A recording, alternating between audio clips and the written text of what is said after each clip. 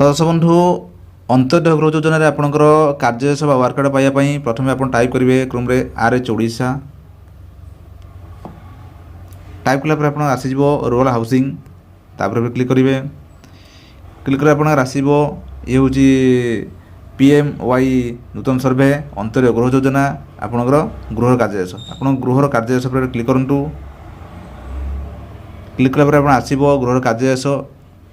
আপনার ইন্টরফেস আছে আধার নম্বর দিও এই ঘরে আপনার আধার নম্বর আপনার দেবে। আপনার গোটে সিম্পল আপনার দেখুছি আপনার আধার নম্বর দেবে দেখি আপনার ভিউরে ক্লিক করবে। দেখুন ମୁଁ ଏଠି ଦେଲି ଏଠି ମନାର କୌଣସି କିଛି ନାହିଁ। ଆପଣଙ୍କର ଯଦି ଲିଷ୍ଟରେ ଆପଣ ନାଁ ଅଛି ଆପଣଙ୍କର ଏଠି ଆପଣ ଆଧାର ନମ୍ବର ଦେବେ ଦେଇକି ଆପଣ ଭିୟୁରେ କ୍ଲିକ୍ କଲା ପରେ ଆପଣଙ୍କର ଗୃହର କାର୍ଯ୍ୟାଦେଶ ବା ୱାର୍କ କାର୍ଡ଼ ଆପଣଙ୍କର ଏରକମ ଡାଉନଲୋଡ଼ ହୋଇଯିବ। ତ ଆଶା କରୁଛି ଆପଣ ଭିଡ଼ିଓଟି ଦେଖିକି ପୁରା ଏଇଟା ବୁଝିପାରିଥିବେ।